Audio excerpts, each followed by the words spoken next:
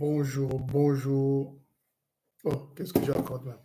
Bonsoir, bonsoir, bonjour, bonsoir. Ça dépend où vous vous trouvez. Je vais faire ce petit direct parce que j'ai regardé les réseaux sociaux toute la journée et j'ai vu une polémique qui me fait un peu rire. J'appelle ça une polémique euh, qui n'a pas vraiment de sens. Mais comme chez nous au Congo, il n'y a pas de grandes idées, généralement on aime polémiquer sur tout et n'importe quoi. Donc, vu qu'il fait un peu tard, je vais être rapide, je vais le faire. Et je serai très court dans ce direct. Je ne prendrai pas votre temps, donc je partagerai ça après. Je vais vous montrer ça. Écoutez.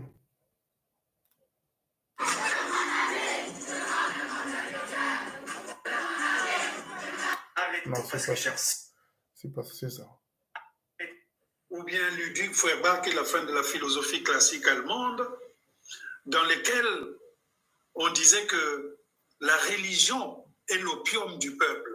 C'est-à-dire que la religion permet au peuple, comme s'ils ont fumé de la moquette ou du joint, pour oublier. C'est Alema Bankou qui parle, l'écrivain Alema Bankou. La sape est l'opium du peuple congolais.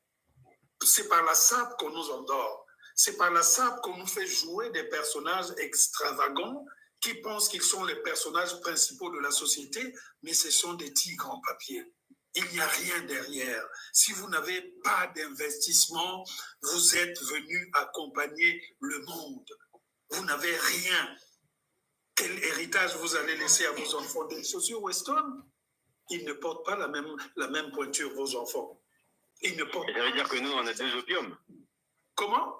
Ça veut dire que nous, on a deux opiums. On a d'un côté l'Église qui nous patine de gauche à droite, et de l'autre, on a la table. Comment on va s'en sortir?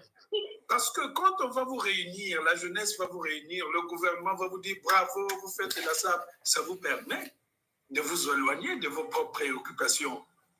Qu'est-ce que j'en ai à foutre que tu portes le Gucci, que tu portes les Yves Saint-Laurent? Qu'est-ce que tu portes dans ton cerveau? Qu'est-ce que tu laisses dans ton cerveau? Que sont devenus les grands sapeurs? Dites-moi, donnez-moi l'exemple. Esther Vos-Nierkos, ils ont laissé quoi? Ils ont laissé quoi? Ils ont investi quoi? Qu'est-ce qu'ils ont fait de commun pour aider l'évolution du Congo-Brazzaville? Moi, j'en ai marre qu'on continue à me parler de la SAP. Nous avons inventé, c'est Abba Congo. Oui, c'est pas parce que vous me parlez de la SAP que ça fait avancer le Congo. Qu'est-ce que vous avez fait dans l'investissement? Les sapeurs, vous aurez pu prendre tout le quartier des Châteaux Rouges. C'est vous qui aurez pu acheter tous les immeubles là-bas. C'est vous qui devriez contrôler le marché des Châteaux Rouges. C'est vous qui aurez dû acheter le cinéma Rex, où se passait Black Mick Max à l'époque avec les Joe Ballard, les Docteurs Liman. Vous êtes responsable de l'atrophie de la jeunesse congolaise, les sapeurs. Ils ont créé une philosophie. Et j'ajouterais, honte aux sapeurs aujourd'hui qui se paradent et qui viennent parler comme si c'était ou bien Ludwig Feuerbach et la fin de... Voilà. Donc là, c'est l'écrivain Alema Bankou qui fustige les sapeurs. Mais je vais reprendre ces deux volets. J'ai toujours condamné la SAP. Moi, ça ne m'a jamais rien dit. Tu as cité Bakongo, moi aussi, à Bakongo, Makelekele, j'ai grandi là-bas. La SAP, ça ne m'a rien dit. Ce que vous dites, c'est vrai. Donc, je ne contredis pas. Mais ce qui m'embête chez vous, c'est votre façon caméléon de vivre. Moi, ça m'embête beaucoup. Je préfère vous dire ça, M. Mabankou. Ça m'embête beaucoup parce que tu es un intellectuel. Mais dans votre comportement, je ne me retrouve pas dedans. Vous ressemblez aux gens de Pointe-Noire, aux gens de Brazzaville, aux parvenus, en fait.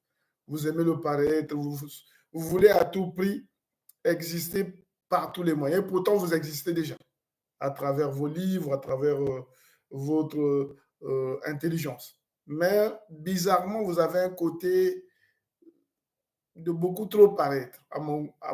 Ça, c'est moi, c'est mon point de vue, moi. Je vais vous dire pourquoi. Ce que vous condamnez aujourd'hui, avec les mots qu'il faut, ce que vous dites, c'est la vérité. Je ne contredis pas ça. Même pas un seul mot. Mais ce qui m'embête, c'est que les gens que vous condamnez, c'est les mêmes gens que vous avez fait la publicité avec.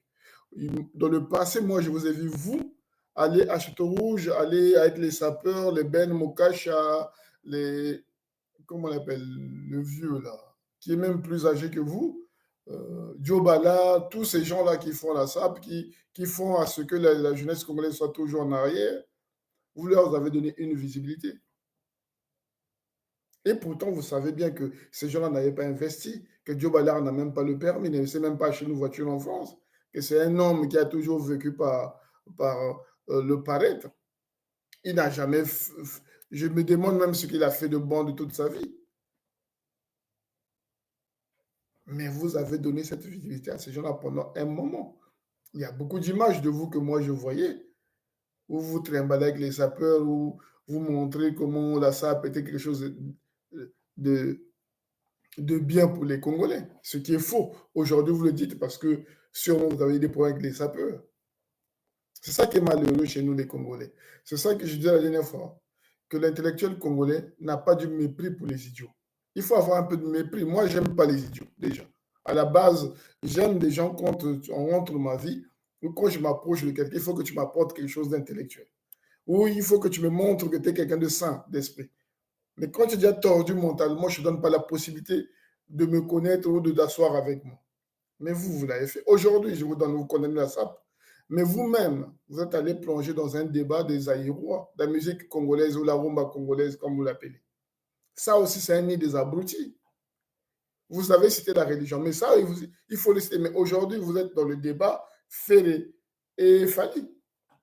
Tout en sachant que ces deux musiciens-là, au-delà de la musique, moi, j'aime pas leur musique. Moi, j'appelle pas musique quelqu'un avoir une belle voix chantée, parce qu'un musicien peut avoir une mauvaise voix et avoir des bonnes compositions. Je vous donne un exemple simple. Jacob de Vareux avait une voix cassée, mais il chantait bien. Il a vendu des milliers de disques. Il y a beaucoup de... Armstrong avait une voix grave et il a pu être l'un des grands chanteurs de ce monde-là. Donc moi, la chanson ou la musique, je ne mets pas ça en termes de voix. Non, c'est un petit détail pour moi. La musique pour moi, ou la chanson pour moi, c'est d'abord un message profond, c'est un message qui transcende, c'est une énergie qui te pousse à faire des choses extraordinaires. C'est-à-dire, et la musique ne meurt jamais. C'est comme les chansons de Bob Marley, quand on les écoute, c'est la réalité d'aujourd'hui aussi. Tout le monde les écoute. Parce que le message qui est là, c'est du reggae, mais avec un message profond qui concerne tous les êtres humains. C'est-à-dire, c'est tellement bien écrit que ça ne vieillit jamais. Mais la musique que Fali fait et Ferré font, la musique que Fali fait et Ferré, ce n'est pas la musique qu'on peut écouter dans 10 ans. La preuve, il y a beaucoup de chansons qu'ils ont chantées depuis les années Wenge, qu'on n'écoute même plus. Quand on les écoute, ça n'a pas beaucoup de sens parce que la poésie n'est pas tellement riche à tel point qu'on est obligé même d'écouter des vieilles chansons congolaises parce que là, il y avait la belle mélodie, ça nous parlait. Quand on écoute OK Jazz, c'était les belles mélodies, c'est des paroles qui parlaient à tout le monde. Jusqu'à présent, moi, j'écoute encore certaines chansons de OK Jazz pour me retrouver dans la vie. Les conseils qui divulguaient ces chansons-là. Mais vous, de vous-même, vous êtes allé dans un débat des musiciens zaïrois, à savoir, je vous ai écouté dire que Ferré faisait de la bonne rumba et qu'il fallait... Donc, des débats inutiles, qui ne servent à rien, qui amplifient juste des conflits de la jeunesse congolaise. Mais vous-même, vous êtes allé. Mais demain matin, vous allez encore prendre ce même micro-là pour dire la musique congolaise, la nouvelle musique congolaise, elle est vulgaire, c'est une contradiction, monsieur. Soyez un peu plus logique dans votre démarche. Vous êtes quelqu'un d'intelligent, vous êtes quelqu'un qui a le savoir, parce que vous êtes quelqu'un qui lit beaucoup aussi, vous écrivez déjà des livres. Alors, je pense que vous avez un peu fait de la psychologie aussi. Donc, je pense que c'est des choses que vous devez comprendre facilement. Quand ces gens-là rentrent dans votre vie, ces musiciens zaïrois, cette musique zaïroise, cette musique obscène, là, même si c'est la rumba, soi-disant, mais cette rumba-là est obscène. Elle parle que de la sexualité. Elle parle que des difficultés imaginaires. Elle parle que des choses vulgaires. Mais vous êtes allé là-dedans. C'est vous qui tranchez maintenant pour savoir qui est le meilleur chanteur entre Fali et Ferré. Ça, personne ne vous envoie là-bas. J'espère que demain, vous n'allez pas vous emmener pour dire oui, cette musique-là n'est pas bonne. Parce que vous avez fait chez les sapeurs. Vous avez été avec les sapeurs. aujourd'hui, vous êtes mal placé. Peut-être que bon, je n'ai pas dit que vous êtes mal placé, mais venir le dire comme ça, c'est normal qu'eux, à la fin, ils ripostent. Moi, j'ai vu ce que les sapeurs disent. Je vais dire à un autre sapeur là qui a fait un direct, lui qui se prend pour le roi de la sape, je ne vais pas citer ton nom. Quand tu attaques les gens sur Internet, il ne faut pas toujours emmener tout dans le... Toi, tu n'es pas vraiment du pool. Il ne faut pas toujours emmener les laris dans vos débats futiles. Parce que quand je t'ai écouté, oui, tu t'attaques au lari. S'il a dit Congo ne signe pas lari. À Congo, moi, je suis né à Congo, il y avait des Téké, il y avait tout le monde. Pourquoi quand on vous attaque, il n'a pas dit les lari, il n'a pas, Alema Banco n'a pas parlé de l'ethnie là-dedans. Il a cité un quartier Bakongo. Bakongo ne veut pas dire Lari, ne veut pas dire quoi que ce soit. Il ne faut pas ramener le débat dans les futilités. Alors, chaque fois qu'on vous attaque, vous emmenez ça de façon ethnique. Il n'y a pas l'ethnie. Il a attaqué un phénomène, il a attaqué deux phénomènes, la religion et la sape. Alors, il n'y a pas des ethnies. N'emmenez pas toujours le débat dans les ethnies. Ça, c'est de votre manque d'immaturité mentale qui fait que vous puissiez toujours ramener tout au conflit ethnique. Et pourquoi vous servez toujours de Lari quand vous êtes en difficulté? Qu'est-ce que les Lari ont à voir là-dedans? Allez, ma banque dénonce quelque chose. Toi, tu fais ton direct, tu parles de Lari. Qu'est-ce que les Lari ont à voir là-dedans? Il n'y a pas que les Lari qui font la sape au Congo. Moi, je vois dans vos vidéos de sapologie. Il y a tout le monde là-dedans. Alors, arrêtez de faire... Si vous n'aimez pas le discours d'Alema Bankou, moi, j'adhère à ce discours-là. Bien que le personnage, je le trouve un peu comme vous, il aime bien le paraître, mais son discours est cohérent. Nous sommes aujourd'hui au Congo, on a trois problèmes. La musique que Alema Bankou, la rumba, la néo-rumba que Alema Bankou fait la pub aujourd'hui, la religion, la sapologie. Ça embête. Ça détruit la mentalité des jeunes. Ça ne pousse pas les jeunes à se développer mentalement. Normalement, un jeune, quand il est jeune, il doit seulement faire des études et le sport. Le sport, parce que le sport te donne cette assurance-là. Et ça t'enlève cette violence que tu as en toi et ça te pousse à te concentrer sur beaucoup de choses. Voilà pourquoi en France, ici, les gens aiment le sport. Les enfants vont faire du sport. Ils font la natation. Tous les enfants que je connais ici, dans la région où j'habite, tous les enfants vont au sport. Les parents déposent au sport. Chaque week-end, blanc comme noir, comme arabe. Alors, chez nous, les enfants congolais doivent faire du sport et doivent aller à l'école. C'est comme ça qu'ils vont s'épanouir facilement. Pas en faisant la sape dès l'enfance. Les Congolais sont chétifs. Pourquoi? Parce qu'ils ne font pas beaucoup de sport. Tu regardes au Congo, les gens, ils sont chétifs. Ils sont toujours en train de ça. Même les sapologues là qu'on voit là. Regardez comment vous êtes. Vous tapez les chaussures par terre avec des petits pieds. Si vous faisiez du sport, au moins, vous serez des gens plus élégants que ça. Vous serez sûrement bien bâtis, bien musclés, bien machin, bien habillés. Mais là, on voit souvent les belles moukaches, regarde comme les tout petits trapus avec un gros ventre. Bon, quelle élégance on peut trouver là-dedans? Même les mannequins ici en France ou même au Japon, un peu partout, ils ont une certaine hygiène corporelle.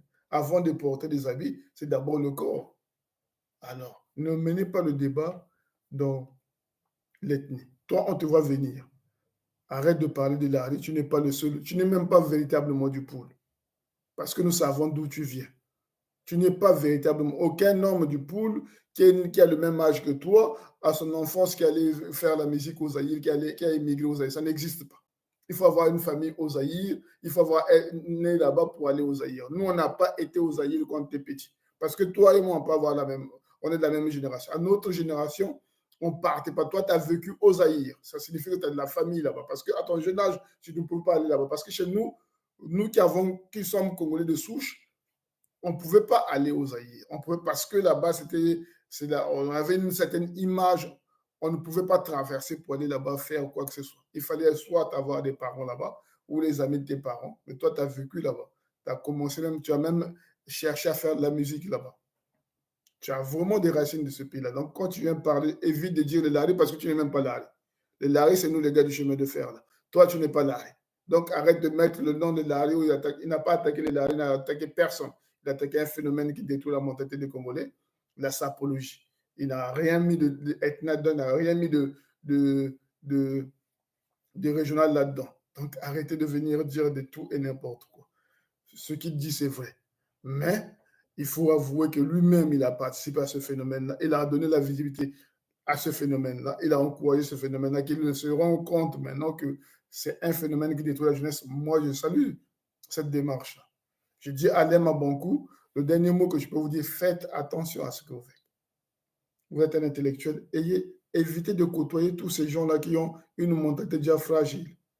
Essayez d'éviter de donner la visibilité à tous ces jeunes, à tous ces gens-là qui n'ont aucun niveau intellectuel, qui n'ont aucun savoir, qui n'ont même pas une probité morale, qui ne sont que nés dans le mensonge, qui ont grandi dans le mensonge, dans l'immoralité et dans l'irresponsabilité. Quand vous leur donnez la chance d'être à côté de vous ou de leur donner la visibilité, la finition, c'est qu'ils vont vous manquer de respect. Ils l'ont fait avec beaucoup de gens, même avec beaucoup de hommes politiques. Aujourd'hui, regrettent d'avoir côtoyé ces gens-là. Beaucoup des hommes politiques ici à Paris qui ont commis la maladie ce soir avec ces gens-là, qui ont fini éclaboussés. Parce que c'est des gens qui n'ont aucune éducation de base. Alors, quand vous les côtoyez, comme on dit le proverbe, couche avec des chiens, ne t'étonne pas d'avoir des puces. Et voilà ce que arrive à Alain Mabankou. Vous êtes un grand écrivain. Je dis grand écrivain parce que c'est ce que nous voyons à la télé. Mais montrez-nous que votre intelligence vous met à l'abri de ce genre de choses, de ce genre de personnes. Parce que si vous, l'intellectuel, vous tombez facilement devant ce genre de gens, que vous baissez votre pantalon devant ce genre de personnages, ben à la fin, on ne sait pas qui est intellectuel, qui n'est pas. C'est ça le mauvais. Il faut être dur avec soi-même. Il faut des sacrifices pour avancer. Si par besoin de visibilité, vous commencez à côtoyer tout et n'importe quoi, voilà, aujourd'hui, vous faites la une des insultes aujourd'hui, vous faites la une des réseaux sociaux et beaucoup d'insultes sur vous, et pourtant vous dites des choses vraies. Je m'arrête là. J'espère que les Congolais, les jeunes Congolais, un bon message pour vous. Soyez sportifs. Allez à l'école. Apprenez des métiers. Le monde d'aujourd'hui va très vite. Il n'y a que la force physique et la force intellectuelle qui peut vous épargner des bassesses. Il n'y a que cette chose-là qui peut vous donner l'ouverture d'esprit, d'oser des choses et d'avoir de l'audace. Alors, Beno le Congo, le Salasap, Bike nous la sapio. Kalu bakila ko chimako, kalu ko enda ko chimako. Le bakampe kento ko ugozolo de A à Z parce que la sap saka. Non. Au bakan kento autant kento na ko gozolo. Il faut abanachi ça. Il faut abanamwa ou maseke laka. Il faut abanamwa économie. Et ça répondre aux besoins qu'un qu'on ait une famille. Là, si ces ingrédients ne sont pas remplis, l'économie n'est pas, le travail n'est pas là, tu ne seras jamais un homme heureux et tu ne pourras jamais satisfaire une femme. Parce qu'on ne peut pas construire l'amour par le mensonge, ça n'existe pas. Alors, prenez, Dieu dit que le corps c'est le temple de Dieu, prenez soin de votre corps et de votre esprit, c'est ça qui vous emmènera loin, c'est ça qui va vous épargner des pièges de la vie. Parce qu'il y a beaucoup de pièges. Ne vous focalisez pas.